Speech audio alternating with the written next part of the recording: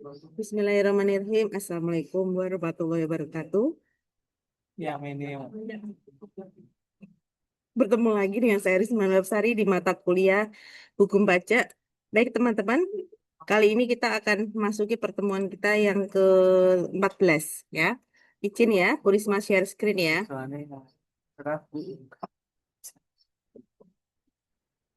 Baik, untuk pertemuan kita yang ke-14, kita akan membahas mengenai penerapan hukum pajak dalam kebijakan dan situasi khusus serta insentif perpajakan. Nah, melalui mata kuliah hukum pajak kali ini dengan topik penerapan hukum pajak dalam situasi khusus dan kebijakan insentif perpajakan, kita akan membahas beberapa topik, yakni topik utama kita yang akan kita bahas adalah hukum pajak dalam kondisi luar biasa dan mekanisme dari insentif fiskal pemerintah yang ada di Indonesia.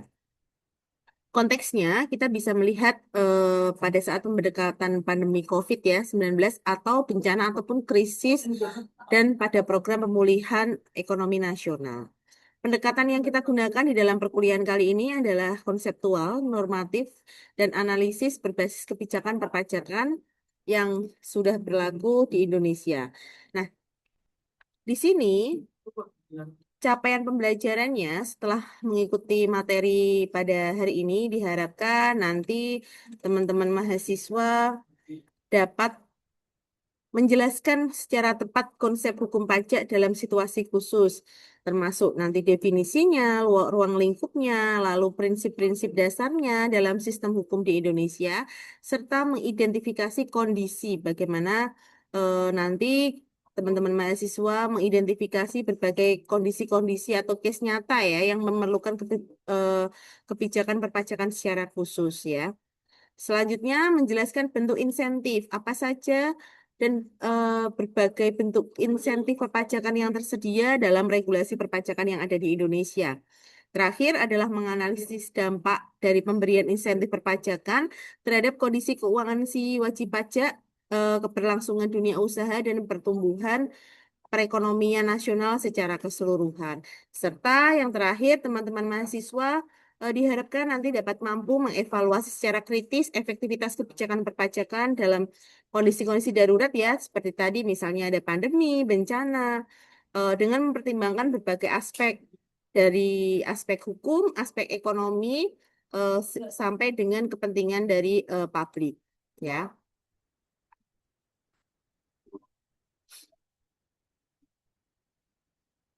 oke, Bu Risma lanjutkan.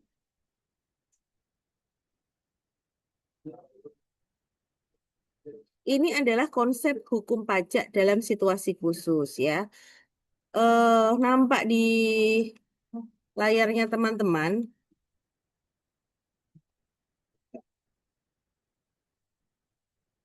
Nampak di layarnya teman-teman itu sudah ada yang namanya konsep hukum pajak dalam situasi khusus.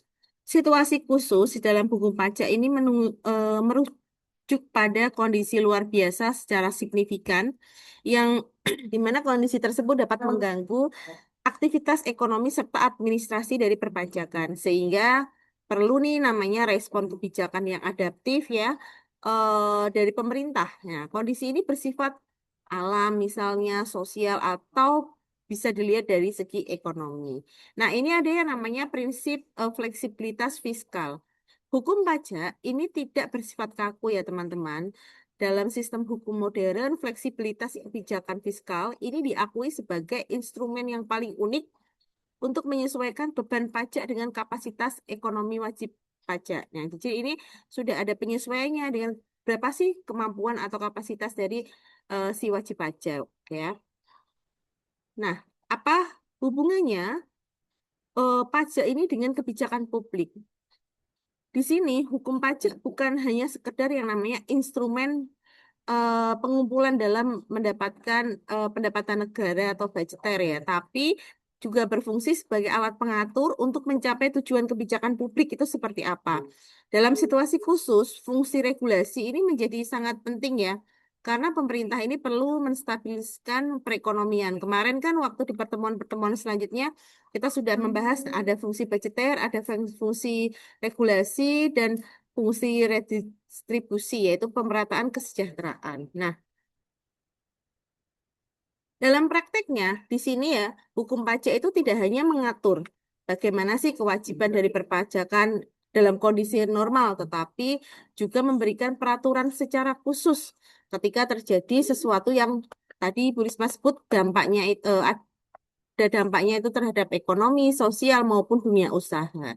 Nah, penerapan hukum pajak dalam situasi khusus ini berbeda pada saat asas legalitas ya, yaitu setiap kebijakan pasti memiliki yang namanya dasar hukum yang jelas. Di sini pemerintah dapat mengeluarkan peraturan berupa eh, undang-undang atau peraturan pemerintah maupun peraturan Menteri Keuangan yang mengatur fasilitas perpajakan. Nah, hal ini kita tahu bahwa terdapat relaksasi atau keringanan pajak ya, apalagi pada saat pandemi atau saat krisis ya. Dan pelaksanaannya pun tetap sesuai dengan koridor-koridor hukum, sehingga memberikan kepastian hukum bagi wajib pajak maupun bagi pemerintahan. Nah, salah satu bentuk kebijakan tersebut yang kita akan membahas ini adalah insentif perpajakan. Melalui fasilitas yang namanya insentif perpajakan ini yang diberikan pemerintah kepada wajib pajak itu bisa mengurangi beban pajak dengan tujuan mendorong aktivitas ekonomi. Dia lebih meningkatkan investasinya dan menjaga daya beli masyarakat tentunya ya. Dan yang paling penting adalah membantu dunia usaha itu agar tetap berjalan walaupun pada kondisi atau masa-masa kritis ya. Nah, perlu digarisbawahi juga bahwa insentif itu bukan berarti kewajiban perpajakan dari si wajib pajaknya itu berubah atau ditiadakan, tapi memberikan kemudahan tertentu dengan syarat yang telah ditetapkan di dalam perundang-undangan. Jadi pemerintah itu juga tidak tutup mata apabila memang di dalam suatu negara itu sedang terjadi kondisi khusus ya.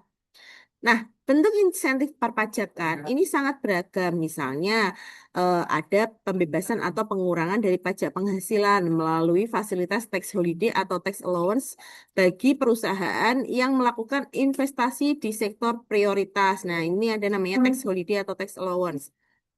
Terus ada lagi itu pengurangan tarif PPh badan ya, percepatan penyusutan dan amortisasi aset, pembebasan bea masuk atas impor tertentu itu biasanya juga di peraturan yang diberikan oleh pemerintah ya ketika ada kondisi-kondisi khusus, sampai dengan insentif pajak pertambahan nilai seperti PPN tersebut, PPN ditanggung oleh pemerintah pada sektor-sektor tertentu ya yang mungkin berefek saat adanya krisis atau adanya pandemi.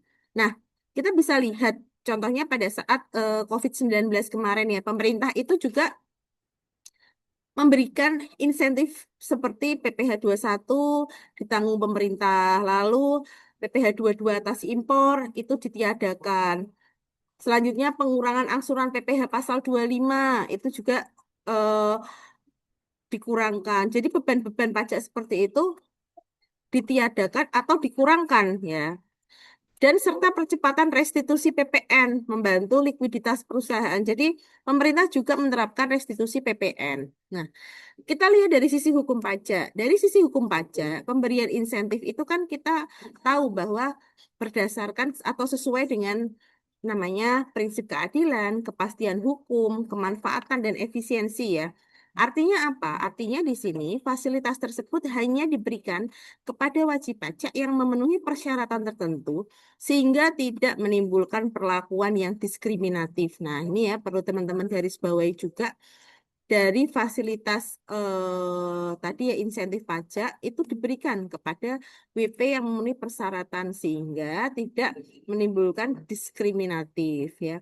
Jadi ada wajib pajak yang usahanya itu berdampak sekali terhadap tadi misal pandemi ataupun krisis ekonomi.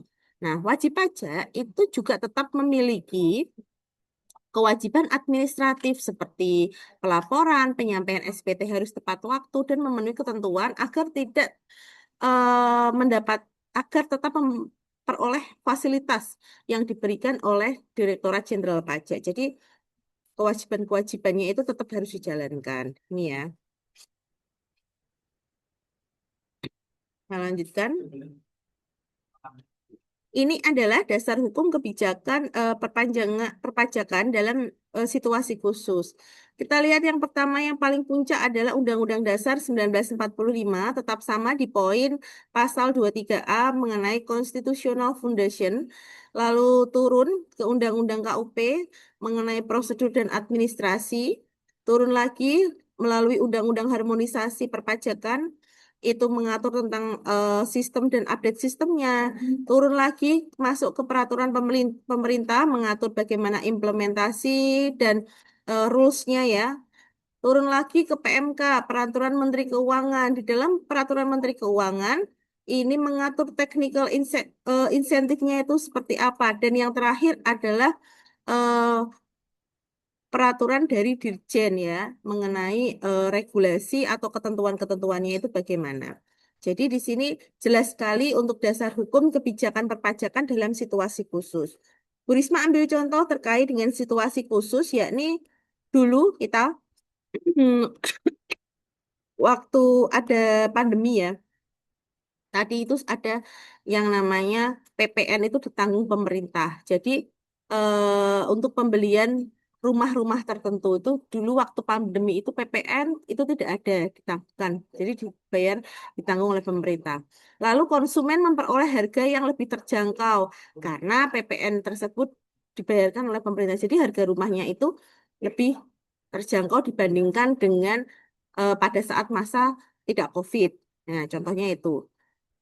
Terus contoh lainnya, perusahaan itu juga dapat yang namanya tax holiday. Nah, di sini perusahaan mendapatkan pembebasan PPh badan ya, PPh badannya dalam jangka waktu tertentu. Namun di sini perusahaan harus tetap menyelenggarakan pembukuannya harus tetap berjalan, penyampaian laporan pajaknya juga harus berjalan dan mematuhi seluruh ketentuan perpajakan yang berlaku. Kalau tidak, nanti fasilitas dari tax holiday-nya ini akan dicabut oleh DJP ya. Ini ya. Dari sini kita lihat bahwa penerapan hukum pajak dalam situasi khusus ini menunjukkan bahwa pemerintah itu juga memberikan acuan pada fleksibilitas sistem perpajakan yang ada di Indonesia dalam merespon ya adanya perubahan-perubahan ekonomi sosial itu juga cepat direspon oleh pemerintah. Nah, kebijakan insentif perpajakan ini menjadi salah satu instrumen penting ya untuk menjaga eh, untuk menjaga keseimbangan dan kepentingan negara untuk memperoleh penerimaan pajak. Jadi kalau misal ini kita tidak jaga, maka akan ada tumpang tindih terkait dengan penerimaan perpajakannya. Dengan demikian, teman-teman bisa kita pahami terhadap seluruh aspek hukum dan mekanisme insentif pajak ini menjadi dasar dasar yang sangat penting bagi setiap WP ya atau wajib pajak agar dapat memanfaatkan fasilitas yang ada. Oke, selanjutnya kita masuk ke situasi khusus. Situasi khusus apa saja yang mempengaruhi kebijakan perpajakan? Bu Risma tadi di awal sudah memberikan gambaran ya, contoh-contoh situasi khususnya. Yang pertama adalah COVID. Nah, itu berasa sekali ya waktu kita ada COVID ya. Ini juga ada gangguan aktivitas ekonominya juga masih, banyak-banyak usaha yang tutup. Terus, jadi usaha-usahanya dari pengusaha si wajib pajaknya itu juga menurun. Kedua, pada saat bencana alam, baik itu gempa, banjir, ataupun erupsi. Ketiga adalah pada saat krisis ekonomi, di mana terjadi resesi ataupun inflasi, banyak penurunan investasinya, PHK massal, atau tekanan fiskal dari negara. Nah, itu juga termasuk dalam situasi atau kondisi khusus dalam mempengaruhi kebijakan perpajakan yang ada di Indonesia. Keadaan kahar atau force majeure, yaitu ketidakmampuan memenuhi kewajiban kontraktual dan pajak itu juga yang terakhir adalah program pemulihan ekonomi nasional. Pada saat program pemulihan ekonomi nasional, ini termasuk dari situasi atau kondisi khusus yang nantinya mempengaruhi dari kebijakan perpajakan. Apa sih tujuan dari pemberian insentif perpajakan? Insentif perpajakan ini bukan sekedar keringanan fiskal ya teman-teman, tapi kita bisa bilang bahwa ini adalah kebijakan publik yang dirancang secara strategis untuk mencapai makroekonomi dan sosial. Jadi, pemerintah itu sudah merancang dari pemberian insentif perpajakannya itu seperti apa. Yang pertama, tujuannya adalah mendorong investasi.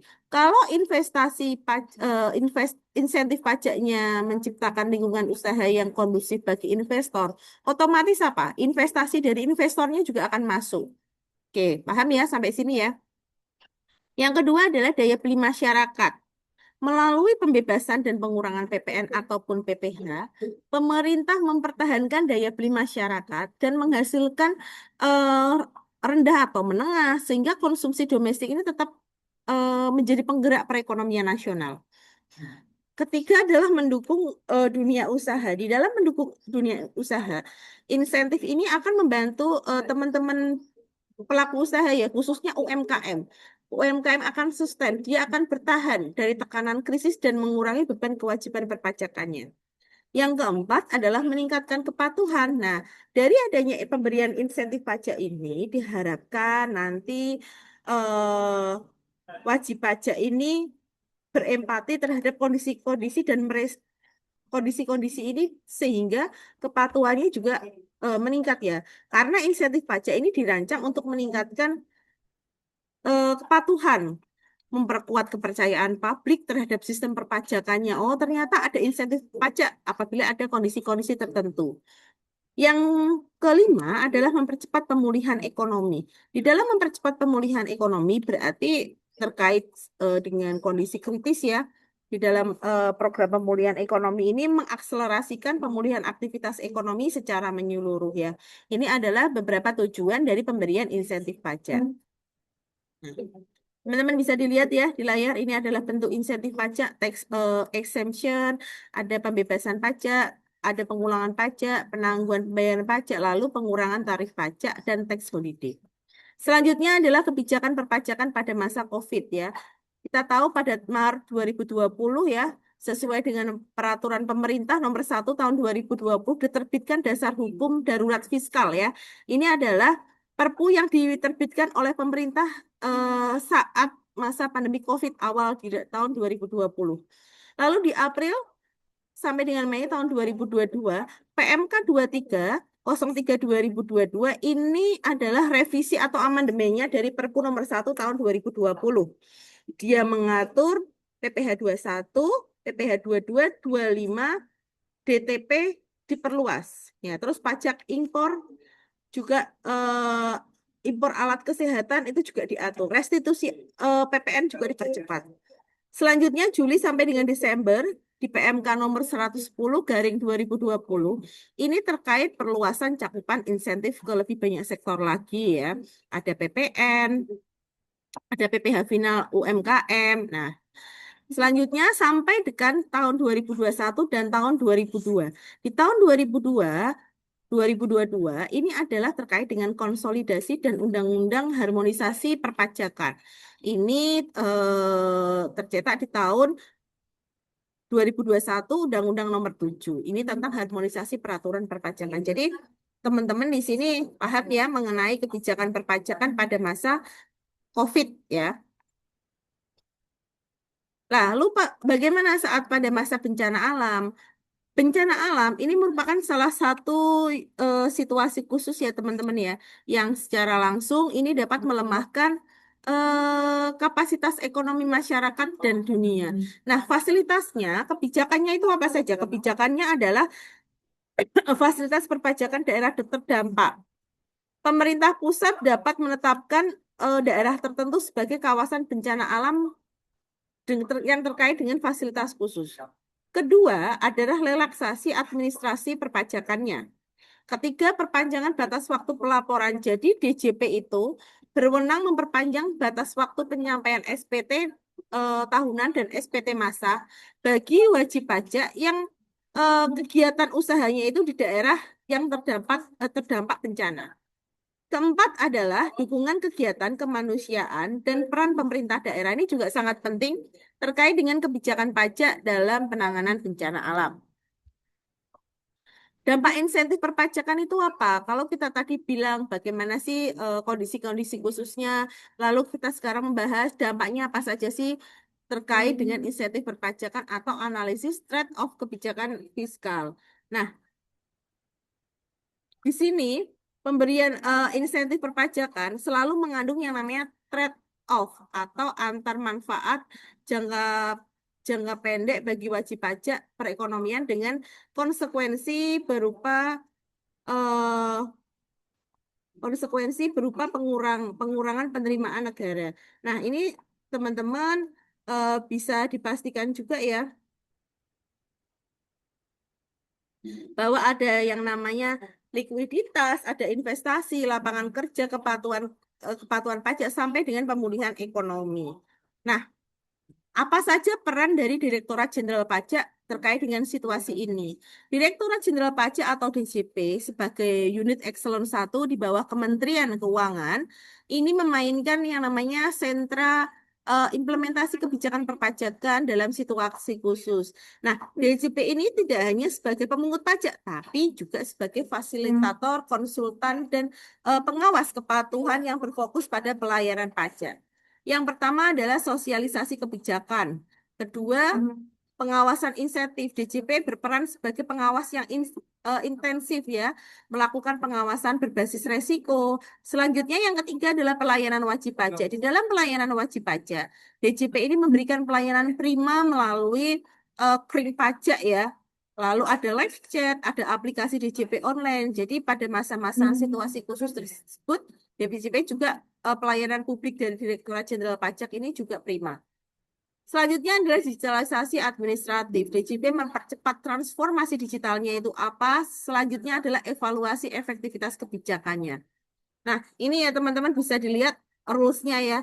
Dari pemerintah ke DJP, DJP ke KPP, KPP ke wajib pajak, lalu DJP ini mengawasi dari wajib pajaknya ya. Jadi ini sudah ada rules atau hubungannya antara pemerintah, pengawasan sampai dengan si wajib pajak itu sendiri.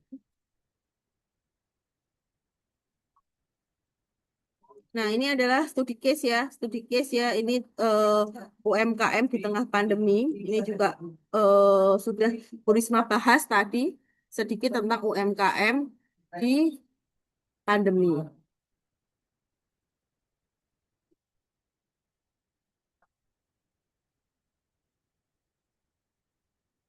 Nah, ini ada analisis kritik kebijakan insentif pajak. Kita bisa lihat di kekuatannya, kelemahan, peluang, dan ancamannya.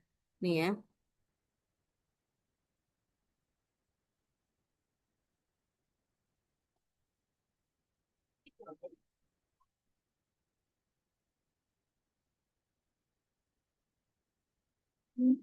Nih ya, teman-teman bisa lihat analisis kritis kebijakan insentif perpajakan ya.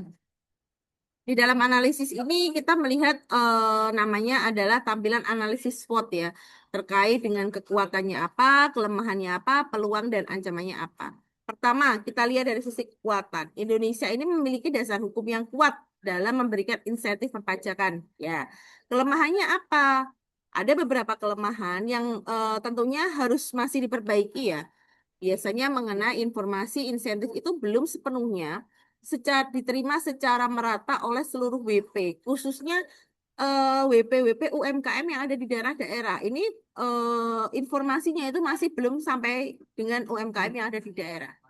Pengawasan dari DJP itu juga masih menghadapi keterbatasan sumber daya, sehingga ini ada potensi-potensi di mana ada penyalahgunaan itu tetap ada. Ini sangat riskan ya teman-teman. Selain itu, prosedur administratif yang memperoleh insentif terkadang dianggap cukup rumit. Jadi, kualitas data perpajakannya itu juga belum sepenuhnya optimal.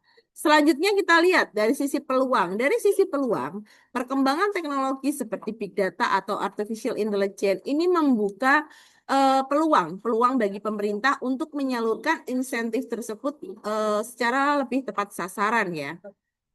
Selanjutnya adalah dilihat dari ancamannya. Ancaman apa yang perlu diantisipasi? Di gambar, ancaman yang perlu diantisipasi salah satunya adalah moral hazard, yaitu penyalahgunaan insentif oleh wajib pajak yang sebenarnya dia itu tidak memenuhi syarat dalam memperoleh insentif pajak. Nah, ini ya, biasanya ini membuat penerimaan negaranya menjadi APBN-nya menjadi defisit ya, tanpa adanya evaluasi-evaluasi yang memadai. Oke. Nah, ini adalah ringkasan materi alur komprehensif kebijakan pajak dalam situasi khusus. Yang pertama adalah misal terjadi tahapan situasi khusus bencana, krisis atau ekonomi, lalu di sini pemerintah mengeluarkan kebijakan fiskal terhadap respon responsif yang ditetapkan melalui Perpu atau PMK atau PP. Selanjutnya yakni insentif perpajakan tersebut dirancang dan diumumkan ke wajib pajak. Tahap keempat adalah sosialisasi oleh DJP. Kelima adalah pemanfaatan oleh wajib pajak melalui DJP. Jadi di sini DJP ini selain sebagai ini ya pemberi informasi juga sebagai perantara ya, pemanfaatan wajib pajak melalui DJP online. Keenam adalah tahapan pengawasan DJP berbasis resiko dengan evaluasi ketetapan dan yang ketujuh adalah evaluasi normalisasi menuju pemulihan ekonomi. Nah, teman-teman, pada materi kali ini kita sudah membahas mengenai adaptabilitas dari hukum pajak itu sendiri, insentif itu sebagai instrumen kebijakan publik, dan regulasi sampai dengan kepatuhan dan evaluasi berkala berkelanjutan. Nah, yang pertama itu ada adaptasi hukum pajak. Di dalam hukum pajak, ini kita mampu beradaptasi eh, dengan berbagai situasi, seperti pandemi, bencana alam, krisis ya. Yang kedua adalah insentif pajak. Insentif pajak ini merupakan salah satu instrumen strategis yang mana pemerintah berikan untuk menjaga stabilitas ekonomi, ya. Ketiga adalah regulasi. Nah, keberhasilan dari regulasi, dari insentif pajak ini ada tiga pilar, ya. Terkait pada tiga pilar, ya ini regulasinya, kedua pengawasannya, dan yang terakhir adalah kepatuhan dari si WP itu sendiri. Nah, baik teman-teman, untuk materi kita pada pertemuan hari ini, Bu Risma cukupkan. Nanti apabila ada pertanyaan yang perlu disampaikan atau ditanyakan, bisa melalui WhatsApp group atau di live chat. Terima kasih, saya akhiri. Wassalamualaikum warahmatullahi wabarakatuh.